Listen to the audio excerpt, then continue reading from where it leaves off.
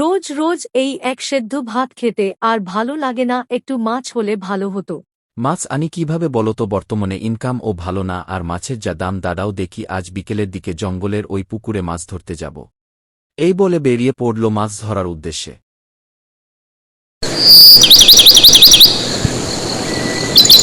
আজ ছিপ দিয়ে বড় মাছ ধরব। এইভাবে অনেকক্ষণ পর তার ছিপে টান পড়ে। মনে হচ্ছে বড় মাছ ধরেছে।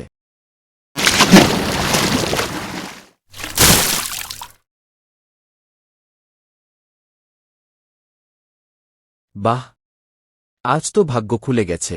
অনেক বড় মাছ লেগেছে। সন্দেহ হয়ে এলো, এখন বাড়ি ফিরে যাই। এখন সন্ধে হয়ে গেছে, চারিদিক নিস্তব্ধ, অন্ধকার হয়ে আসছে। জঙ্গলের ভেতর দিয়ে বাড়ি ফিরছে।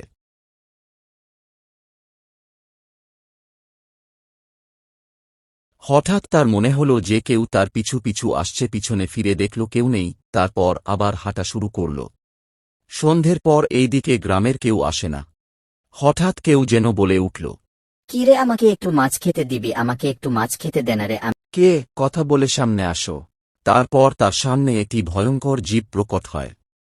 আরে আমি রে, তুই আমাকে একটু মাছ খেতে দিবি? তার আর বুঝতে বাকি রইল না যে সে এক মেছো ভূতের পালায় পড়েছে। গ্রামের লোক হওয়ার জন্য সে জানত যে এই অবস্থা কি করা উচিত। সে ওই মেছো ভূতটাকে বলল, হ্যাঁ দেব, তার জন্য তোমায় আমার সাথে আমার বাড়িতে যেতে হবে। তাড়াতাড়ি চল তোর বাড়ি। তারপর মেছো ভূতটা তার সাথে সাথে তার বাড়িতে যায়। আর ওই লোকটা বাড়িতে গিয়ে তার গিন্নিকে সব কথা খুলে বলে। তারপর মাছ রান্না শুরু হয়। যখন তারপরে মেছো ভূতটা মাছ খাওয়ার জন্য হাত বাড়ায়, তখনই খুন্তির গরম তেল দিয়ে ওই মেছো ভূতটাকে আঘাত করে। তারপরে গরম ছেঁকা খেয়ে সেই ভূত পালিয়ে যায়।